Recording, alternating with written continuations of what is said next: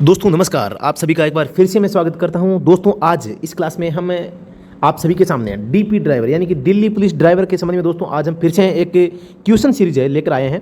आज इस वीडियो में हम ऑब्जेक्टिव क्वेश्चन है वो आपको आपके सामने रखने वाले हैं। और दोस्तों इतने शानदार क्वेश्चन होने वाले हैं, इन क्वेश्चंस को हम इतने अच्छी तरीके से समझने वाले हैं कि आपको अगर इन प्रश्नों के संबंध में कुछ भी पूछ लिया जाए तो आप इसका आंसर गलत नहीं करोगे। दोस्तों अगर आपको इन प्रश्नों के जवाब आते हैं तो कमेंट सेक्शन में आप इन प्रश्नों के जवाब जरूर बताएंगे और ये वीडियो आपको कैसा लगा ये भी बताएंगे। तो दोस्तों अब ये वीडियो है वो डेली आएगा। आपको हम डेली के कुछ क्वेश्चंस ऐसे करवाएंगे जो आपको सबसे ज़्यादा कंफ्यूज करते हैं। उन प्रश्नों को दोस्तों वीडियोज़ के माध्यम से हम लगातार आपके सामने मतलब सोल्व करेंगे। तो दोस्तों आज हमारा जो सबसे पहला प्रश्न है आपके स्क्रीन पे दिखाई दे रहा है। सबसे पहला प्रश्न है नेक व्यक्ति के संबंध में गलत कथन बताइए। नेक व्यक्ति के संबंध में गलत कथन बताइए। दोस्तों सबसे पहले मैं एक अपडेट देना चाहूँगा कि जिन दोस्तों को न्यू ऐप जो अपडेट के बाद में आया है, इसमें अगर आपको किसी भी प्रकार की दिक्कत आ रही है, समस्या आ रही है तो आप मुझे संपर्क कर सकते हैं। लॉगिन करने में पासवर्ड नहीं लग रहा है, कुछ भी करने में। सबसे पहले मैं आपको बताऊंगा जो मोबाइल नंबर आपके पहले थे वही मोबाइल नंबर डालने हैं और पासवर्ड है वो फॉरगेट करने हैं, फॉरगेट या रीसेट करने हैं। उसके बावजूद भी अगर नहीं खुल रहा है तो आप मुझसे व्हाट्सएप पर संपर्क कर सकते हैं। मैं आपकी पूरी सहायता करूँगा, आपका ऐप है लॉगिन करवा के दूंगा, ठीक है। इसके अलावा कुछ स्टूडेंट्स कह रहे हैं कि टेस्ट के अंदर आपके प्रश्नों के जवाब गलत है। दोस्तों ऐसा नहीं है। आप जो नया ऐप है इसमें किसी भी टेस्ट को दे लीजिए, किसी भी प्रैक्टिस सेट को देकर दे सकते हैं आप। उसमें अगर आपको कोई भी गलती नज़र आती है तो आप मुझे बता सकते हैं। मैं आपको वादा करता हूं आपको एक भी पर्सन इसमें गलत नज़र नहीं आएगा। अगर आता है, पहले की मैं बात नहीं करता लेकिन अब की मैं बात कर रहा हूं। यहाँ पर प्रत्येक पर्सन को मैंने खुद ने पढ़ा है, पढ़कर ही दोस्तों यहाँ पर आपके सामने मैंने टेस्ट के रूप में रखा है। तो आपको कोई भी गलती इसमें नज़र नहीं आएगी। ऐसा कुछ अगर है तो आप मुझे व्हाट्सएप पर बता सकते हैं, मैं आपको इसका क्लेरिफिकेशन जरूर बताऊंगा। और जिन्होंने कोर्स ले रखा है, कोर्स वालों का दोस्तों उनका सोल्यूशन भी उसका है वो मिल जाएगा जल्द ही। आपको वीडियो सोल्यूशन है आपको कोर्स जिन्होंने ले रखा है उनको मिलने वाला है, ठीक है। तो दोस्तों अब पढ़ते हैं। सबसे पहले एक चीज़ और बता देता हूं, जिन्होंने अभी तक कोर्स परचेज नहीं किया है दोस्तों 399 रुपये में कंप्लीट कॉम्बो कोर्स आ रहा है। दोस्तों बता देता हूं मैं, कंप्लीट कॉम्बो कोर्स की प्राइस है 499, लेकिन अभी वर्तमान में 399 में आ रहा है। अभी 399 में आप कहोगे सर 333 में भी दे रहे थे, वो ऑफर समाप्त हो गया है दोस्तों। लेकिन अभी आपको दोस्तों ये कॉम्बो कोर्स दिया जा रहा है। कॉम्बो कोर्स का मतलब क्या है? कॉम्बो कोर्स का मतलब है कि आपको इसमें 100 टेस्ट पेपर मिल जाएंगे, प्रैक्टिस सेट।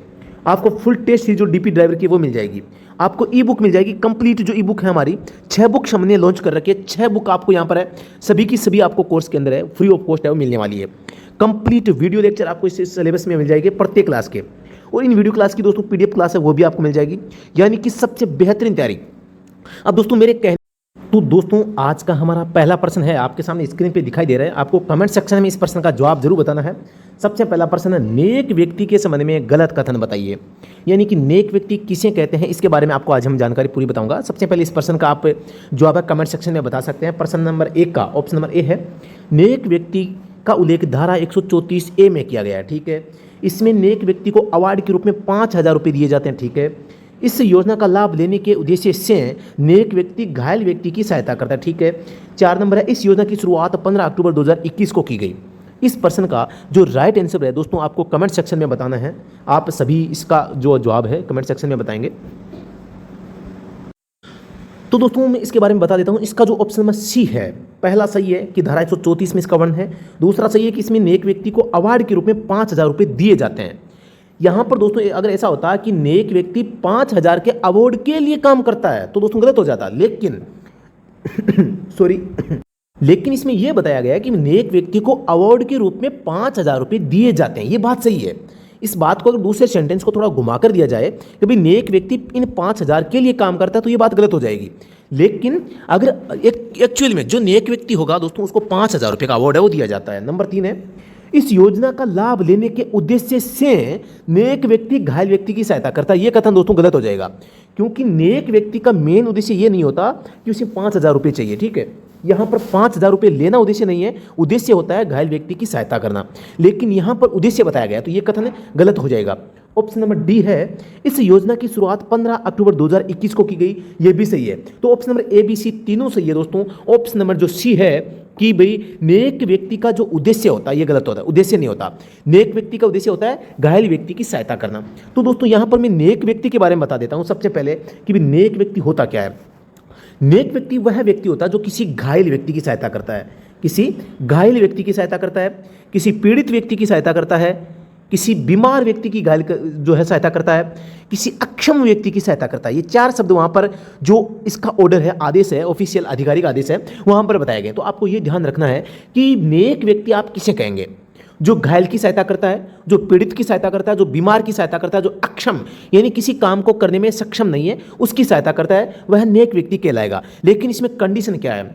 आपको नेक व्यक्ति को सहायता है वो गोल्डन होवर में करनी पड़ेगी, ये नियम है। गोल्डन जो होवर होगा, गोल्डन ओवर यानी कि स्वर्णिम घंटा, स्वर्णिम घंटा जो दोस्तों होता है, इसके अंदर अंदर आपको है वो सहायता करनी पड़ेगी। उस सहायता के रूप में आपको करना क्या पड़ेगा? या तो आपको ट्रॉमा सेंटर में आपको इसको दाखिल करवाना पड़ेगा, किसको? घायल व्यक्ति को, या दोस्तों आपको अस्पताल तक पहुंचाना पड़ेगा। इन दोनों में से एक काम आपको है वो करना पड़ेगा, तभी आपको नेक व्यक्ति का दर्जा है वो दिया जाएगा। इसके अलावा दोस्तों मैं आपको एक चीज और बता देता हूं, इस योजना की शुरुआत है वो आपके 15 अक्टूबर 15/10/2021 को की गई थी। कब की गई थी? 2021। वो दोस्तों इसका जो आदेश है मोर्थ ने निकाला था। किसने निकाला था? मोर्थ ने, यानी कि ministry of road transport and highways. ये आदेश तो दोस्तों कब निकाल दिया गया था? 4 अक्टूबर को आदेश निकाल दिया गया था इस योजना के लिए, ठीक है। लेकिन इस योजना को दोस्तों लागू कब किया गया था? 15 अक्टूबर को लागू किया गया था, 15 अक्टूबर 2021 के लिए। किसने जारी किया था? मोर्थ ने जारी किया था। तो ये क्योंकि सभी जो स्कीम्स होती है मोर्थ निकालती है। अब ये योजना कब तक लागू रहेगी? जो 15वां वित्त आयोग है, 15वां वित्त आयोग है, इसमें ये लागू रहने वाली है। और दोस्तों 31 मार्च 2026 तक दोस्तों ये योजना आपकी लागू रहने वाली है। कौन सी? दोस्तों नेक व्यक्ति की जो योजना वर्तमान में है।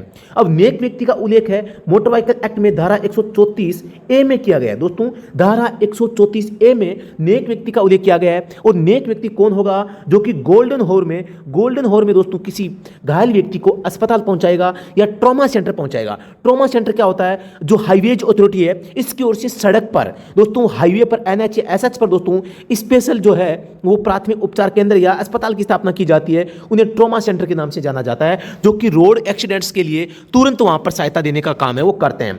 तो ये होता है ट्रॉमा सेंटर। तो नेक व्यक्ति होगा जो स्वर्णिम घंटा यानी कि गोल्डन होवर में किसी पीड़ित व्यक्ति की सहायता करेगा।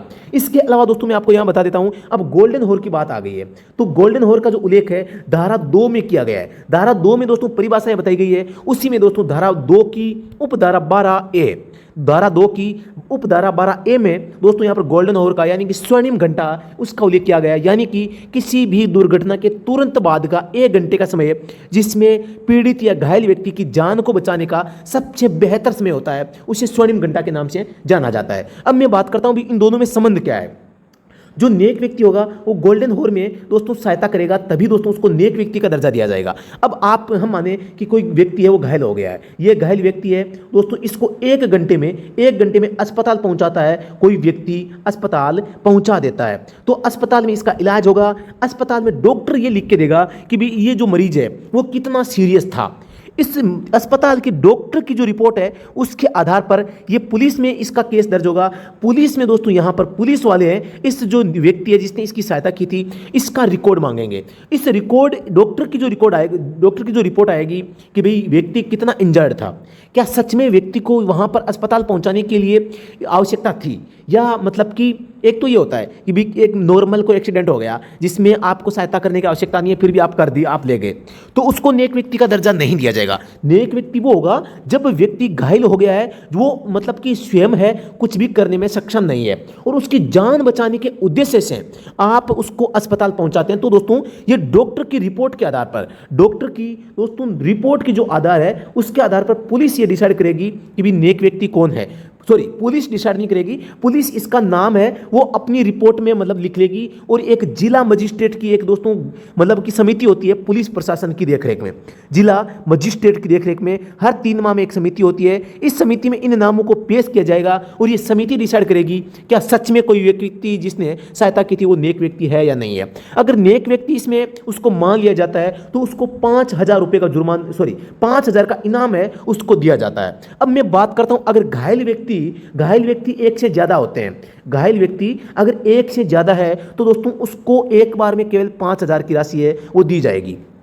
ये नहीं कि 4 व्यक्ति की सहायता कर दी तो 20,000 की राशि दी जाएगी, ऐसा नहीं होगा। दूसरी बात मैं बता देता हूं, एक वर्ष में एक व्यक्ति को अधिकतम 5 बार दोस्तों अवार्ड दिया जा सकता है। एक व्यक्ति को एक वर्ष में अधिकतम 5 बार यहां पर आपको है अवार्ड दिया जा सकता है। इसके अलावा दोस्तों नेक व्यक्ति को अंग्रेजी में गुड सिमेरिटन भी बोलते हैं, गुड सिमेरिटन भी कहा जा सकता है दोस्तों। इसके अलावा हिंदी में अच्छा सामरी, अच्छा, दोबारा से बताता हूं मैं दोस्तों, हिंदी में नाम है अच्छा सामरी। इसको हिंदी में दोस्तों अच्छा सामरी के नाम से भी जान सकते हैं आप। तो ये सारे के सारे नाम आपको याद रखने हैं कि इसके अन्य नाम क्या है। नेक व्यक्ति को गुड सिमेरिटन या अच्छा सामरी के नाम से भी जाना जा सकता है दोस्तों। ये दोस्तों यानी कि जो मोर्थ है ये सेंट्रल गवर्नमेंट का डिपार्टमेंट है, और ये दोस्तों प्रत्येक राज्य को, प्रत्येक है वो स्टेट को दोस्तों यहां पर 5 लाख रुपए, प्रत्येक राज्य को 5 लाख रुपए दोस्तों यहां पर 1 साल के देता है गुड सिमेरिटन को अवार्ड देने के लिए।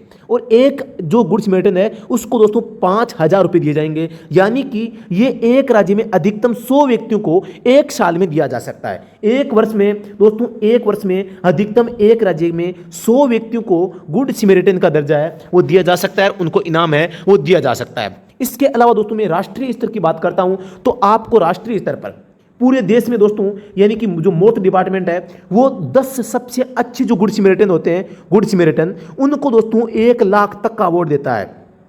1 लाख तक की राशि है वो उनको दोस्तों प्रदान की जाती है। किनको? जो सबसे अच्छे गुड सिमेरिटन होते हैं उनको दोस्तों 1 लाख के जो पुरस्कार है वो दोस्तों दिया जाता है। साथ ही दोस्तों उनको प्रशस्ति पत्र है वो भी दोस्तों यहाँ पर प्रोवाइड करवाया जाता है। तो दोस्तों इस प्रश्न के माध्यम से मैंने आपको पूरा लगभग नेक व्यक्ति का जो टॉपिक है वो कंप्लीट यहां पर करवा दिया। तो अब आपको मेरे हिसाब से कोई भी डाउट नहीं होगा। आप इसमें और भी इसके काफ़ी सारे सवाल है, मैं आपको कंप्लीट इसकी एक क्लास करवा दूंगा, तो उसका आप वेट कर सकते हैं। तो इस हिसाब से आपने सारी जानकारी ध्यान से सुनी होगी और नोट पेन कॉपी के माध्यम से आपने इस जानकारी को लिखा भी होगा, ये मैं आशा करता हूँ। प्रश्न संख्या 2 पर चलते हैं।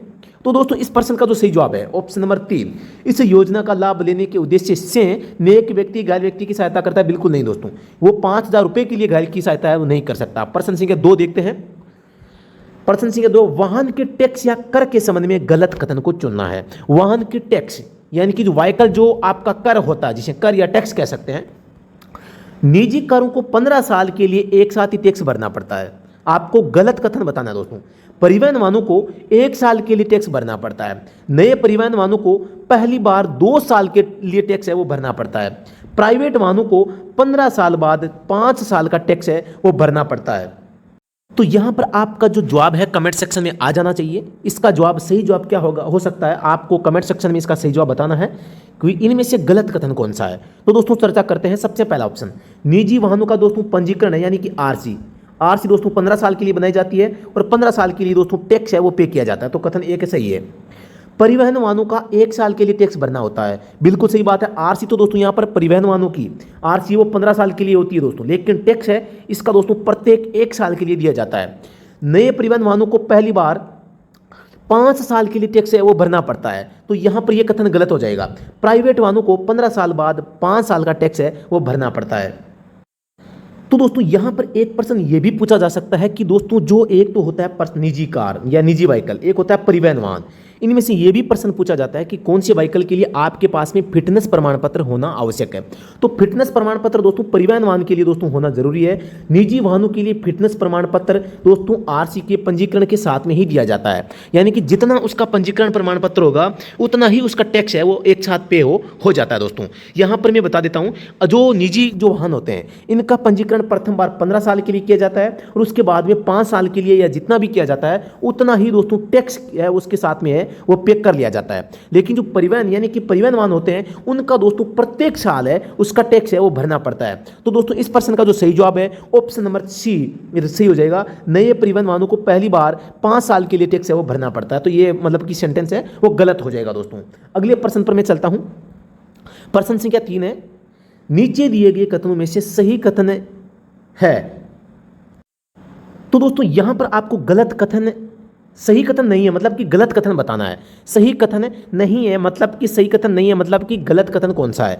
तो ऑप्शन नंबर 1 है, वाहन का बीमा उसकी समाप्ति तारीख से 30 दिन पहले तक रिन्यू करवा सकते हैं, नंबर 1। नंबर 2, वाहन का पंजीकरण उसकी समाप्ति तारीख से 60 दिन पहले तक रिन्यू करवा सकते हैं, नंबर 2।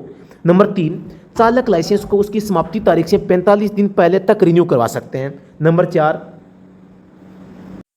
ऑप्शन नंबर 4 है वाहन मालिक की मृत्यु हो जाने पर उसकी सूचना परिवहन कार्यालय को 30 दिनों के भीतर देना अनिवार्य है। तो कमेंट सेक्शन में आपका सही जवाब आ जाना चाहिए कि इनमें से कौन सा कथन है वो सही नहीं है, मतलब कि गलत है। तो कमेंट सेक्शन में अपना जवाब दें।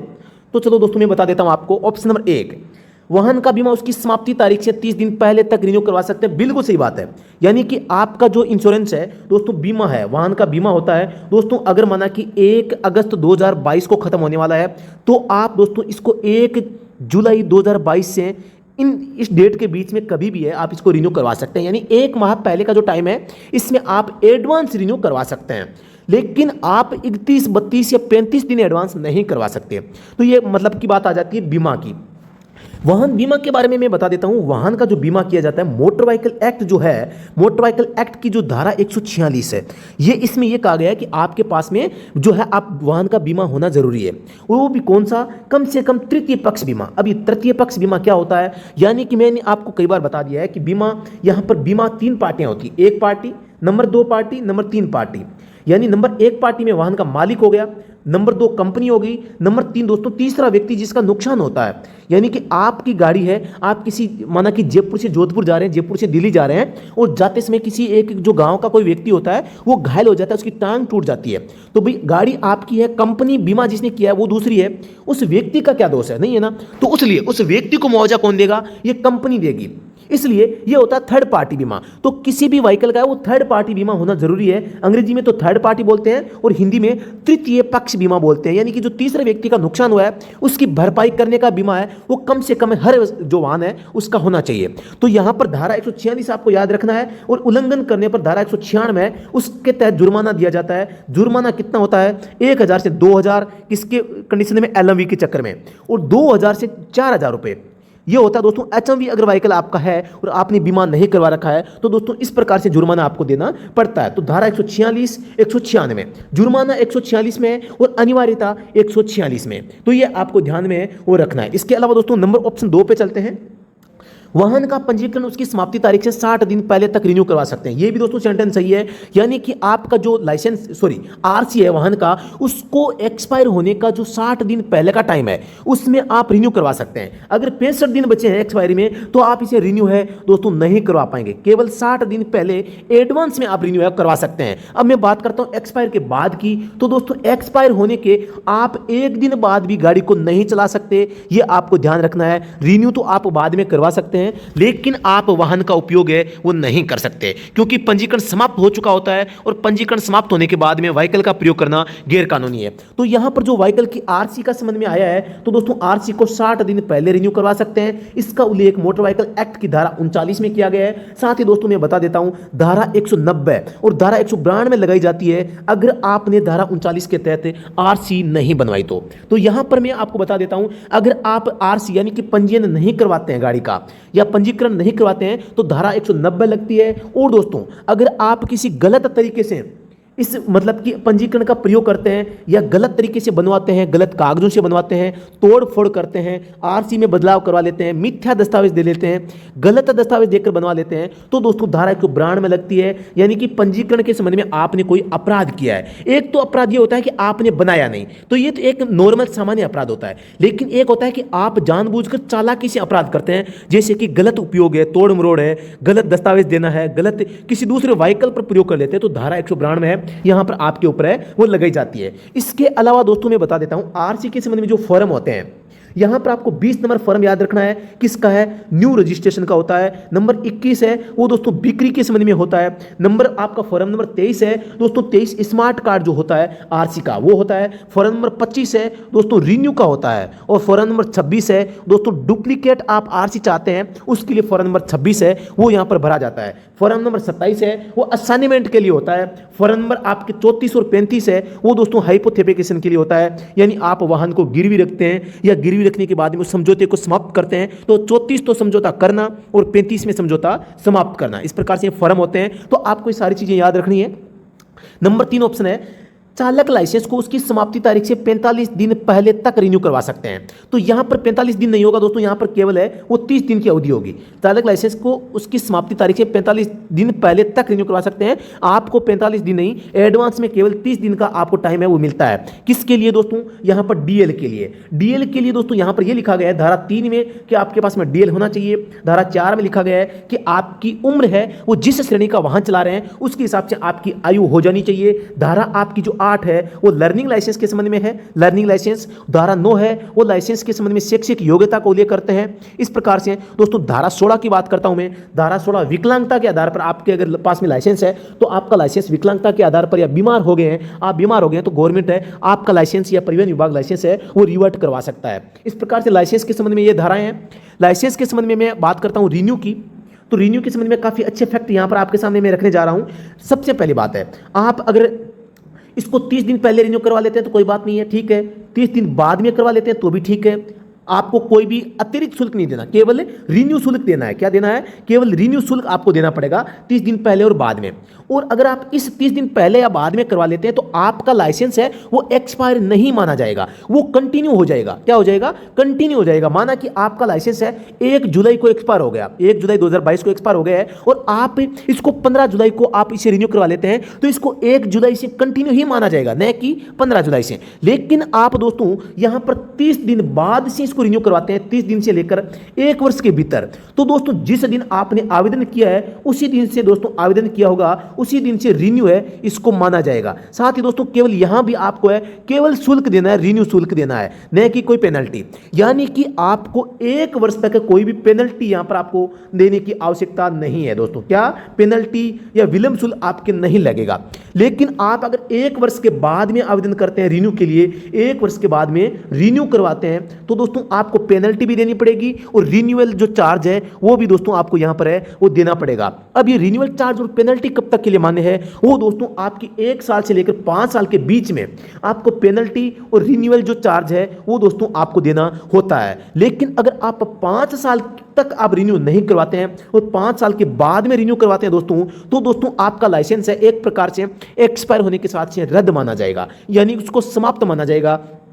और अगर आप 5 साल के बाद में इसे रिन्यू करवाने के लिए आवेदन करते हैं तो आपको कंप्लीट प्रोसेस है वो फिर से वैसी ही करनी पड़ेगी जैसा कि आपने नया लाइसेंस बनाने के लिए आप उसमें प्रोसेस करते हैं। अब मैं दोस्तों यहाँ पर एलएमवी लाइसेंस के बारे में, एक्सपायरी डेट के बारे में बता देता हूँ। अगर आपकी उम्र है वो 18 से लेकर 30 साल की उम्र है तो दोस्तों आपका लाइसेंस है वो 40 साल की उम्र तक या 20 वर्ष इसकी जो वैलिडिटी है वो रहेगी। यानी कि अगर आप 18 साल की उम्र में बना लेते हैं तो आपका 38 साल उम्र होने तक वैलिड रहेगा। अगर आप 28 साल के हैं और बना लेते हैं तो आपका लाइसेंस है वो 40 साल तक की उम्र तक है वो वैलिड रहेगा। अगर आप दोस्तों यहां पर 25 साल में अगर एलएमवी लाइसेंस बनाते हैं तो 25 प्लस आपके 20 नहीं होगा दोस्तों, 25 प्लस 20 तो 45 हो जाते हैं, लेकिन ये 40 साल की उम्र में आपका एक्सपायर हो जाएगा। आपकी उम्र अगर दोस्तों 30 से लेकर 50 के बीच में है तो आपका लाइसेंस है वो केवल 10 साल के लिए वैलिड रहेगा। दोस्तों अगर आप 50 से लेकर 55 साल तक, 50 से 55 साल तक के लिए दोस्तों आप अगर इसको यानी कि इसको मतलब कि बनवाते हैं तो इसकी वैलिडिटी है वो कितनी हो जाएगी?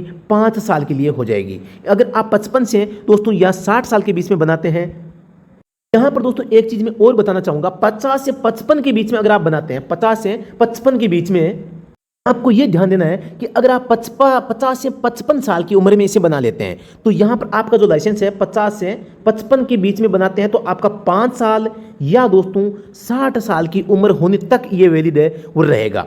50 से 55 के बीच में बनाने पर। अगर आप दोस्तों 55 साल से बाद में बनाते हैं तो दोस्तों इसकी वैलिडिटी केवल 5 साल की रहती है।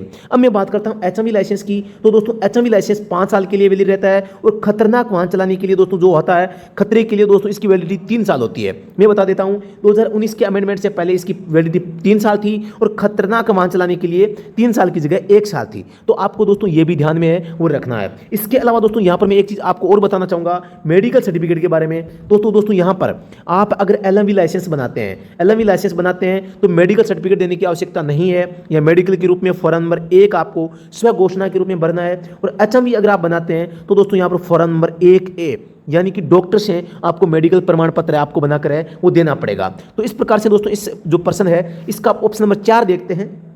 वाहन मालिक की मृत्यु हो जाने पर उसकी सूचना परिवहन कार्यालय को 30 दिनों के भीतर देना अनिवार्य है। दोस्तों बिल्कुल सही बात है। यहां पर मैं बता देना चाहता हूं, अगर मृत्यु हो गई है, किसकी मृत्यु हो गई है दोस्तों? वाहन मालिक की, तो दोस्तों इसका जो उत्तराधिकारी है, उत्तराधिकारी है दोस्तों, इस वाहन का उपयोग है वो तभी कर पाएगा जब इसका रजिस्ट्रेशन वो अपने नाम करवा लेगा।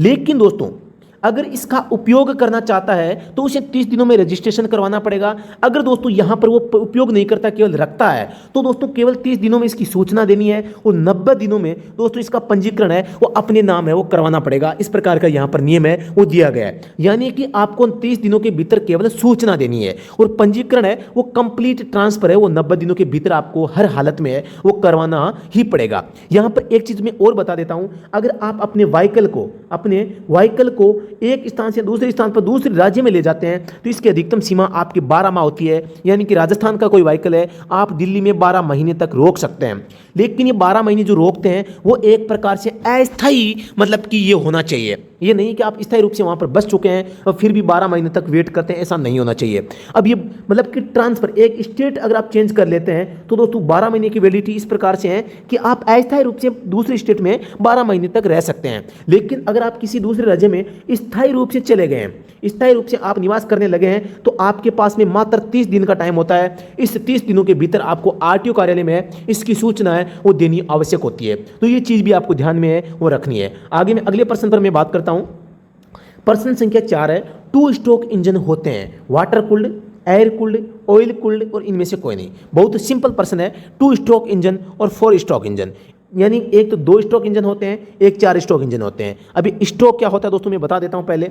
यानी कि ये आपका सिलेंडर है, यहां पर ऊपर का भाग होता है, ऊपर की सीमा टीडीसी कहलाती है, नीचे की सीमा बीडीसी कहलाती है। और ये पिस्टन जो होता है वो ऊपर नीचे अगर गति करता है दोस्तों तो ये एक गति, ऊपर से नीचे की गति एक स्ट्रोक, नीचे से ऊपर की गति फिर से एक स्ट्रोक है वो माना जाता है। तो यानी कि टीडीसी से बीडीसी तक की जो दूरी है वो एक स्ट्रोक में मानी जाती है, या दूसरे शब्दों में कहें पिस्टन की जो गति होती है वो स्ट्रोक कहलाती है। और दोस्तों इंजन है वो दोस्तों मतलब कि कई प्रकार के बनाए जाते हैं, जिनमें से दोस्तों यहां पर आपको एक तो 2 स्ट्रोक इंजन, एक 4 स्ट्रोक इंजन के रूप में इनकी गणना की जाती है। तो हम यहां पर 2 स्ट्रोक के बारे में पूछ रहे हैं कि भाई 2 स्ट्रोक इंजन होते हैं तो दोस्तों ये हमेशा एयर कूल्ड इंजन होते हैं। क्या होते हैं? एयर कूल्ड, यानी कि जो 2 स्ट्रोक इंजन होते हैं ये हवा से ठंडे होने वाले इंजन है वो होते हैं। इनमें रेडिएटर की आवश्यकता नहीं होती है। इसमें एक जो स्ट्रोक है वो मतलब कि होता है, इसमें 2 जो मतलब जो स्ट्रोक है वो काम करते हैं। यानी कि जब पहला स्ट्रोक होगा इसमें सक्शन भी हो जाएगा और कंप्रेशन भी हो जाएगा। सक्शन प्लस कंप्रेशन है आपके पहले ही स्ट्रोक में, ये 2 चीजें एक साथ हो जाएगी। तीसरे स्ट्रोक में आपके पावर हो जाएगा और चौथा स्ट्रोक भी इसी में, मतलब कि एग्जॉस्ट जो है वो भी इसी में हो जाएगा। यानी कि ये 2 स्ट्रोक इंजन होता है। आपका इंजन तो पूरा काम उसी प्रकार से करेगा, यानी कि सक्शन, कंप्रेशन, पावर और एग्जॉस्ट, ये 4 प्रक्रिया आपका इंजन तो करेगा ही करेगा। लेकिन 2 स्ट्रोक इंजन है, इसमें दोस्तों ये पहली 2 एक में कर देगा और ये दूसरी 2 है ये दोस्तों आपके दूसरे स्ट्रोक में कंप्लीट कर देंगे। ये एक जो 4 प्रोसेस है इंजन का, ईंधन जलाने का जो सिस्टम होता है, ये 4 प्रोसेस इसमें होती है, उसे दोस्तों एक साइकिल कहा जाता है।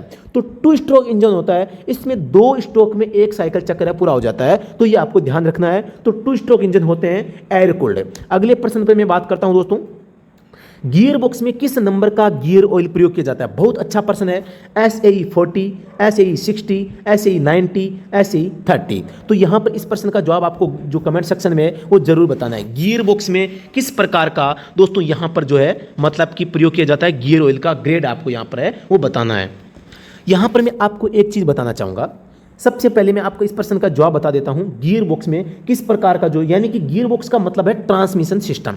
पहली बात तो ये आप समझ जाएं, गियर बॉक्स का मतलब है ट्रांसमिशन सिस्टम। इसमें किस किस प्रकार के जो ऑयल प्रयोग किए जाते हैं सारे के सारे मैं आपको यहां पर बताऊंगा। इस प्रश्न का सही जवाब हो जाएगा ऑप्शन नंबर सी।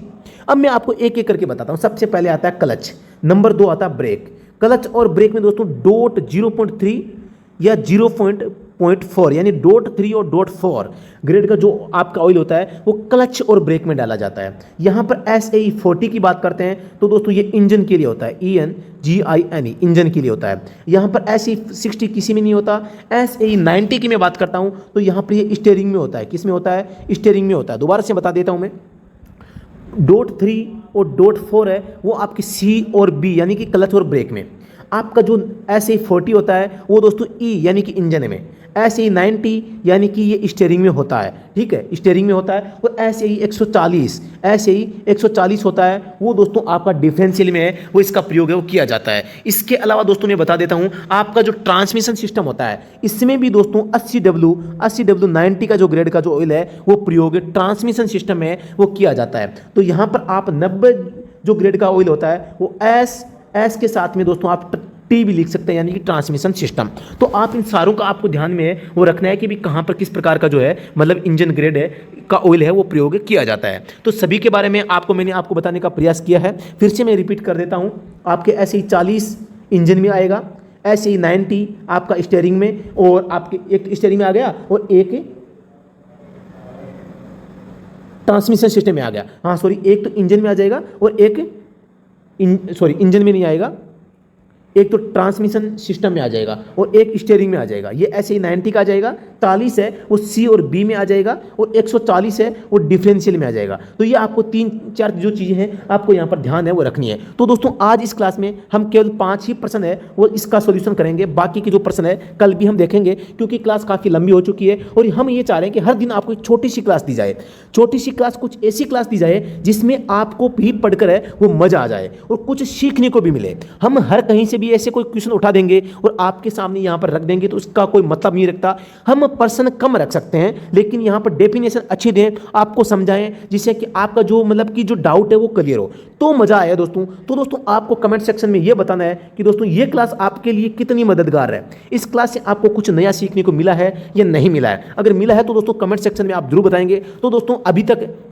आपने अगर हमारा जो कंप्लीट कोर्स है वो आपने परचेज नहीं किया तो आप कंप्लीट कोर्स है आप परचेज कर सकते हैं। इसके लिए आपको हमारा जो मोबाइल एप्लीकेशन है स्टडी एट होम आपको डाउनलोड करना पड़ेगा। इसमें कोर्स सेक्शन में जाके कंप्लीट कोर्स है आप ले सकते हैं।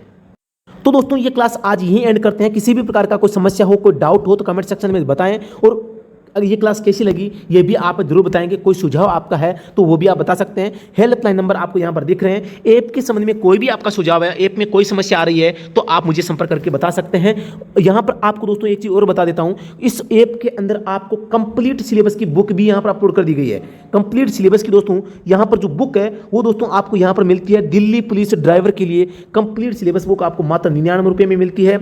ऑब्जेक्टिव बुक आपको चाहिए तो मात्र 49 रुपये में मिलती है। पुराने पेपर चाहिए या टेस्ट सीरीज चाहिए या आपको 100 प्रैक्टिस सेट चाहिए तो वो मात्र आपको 49 रुपये में अवेलेबल है होते हैं। आप इन्हें परचेज है वो कर सकते हैं। तो दोस्तों इसके लिए आपको सबको है मतलब कि स्टडी एट होम जो हमारा मोबाइल एप्लीकेशन है वो डाउनलोड करना है। इसमें आपको सारी सुविधाएं मिल जाएगी। तो दोस्तों अभी के लिए इतना ही, फिर से मिलते हैं नेक्स्ट वीडियो में। तब तक के लिए धन्यवाद। जय हिंद।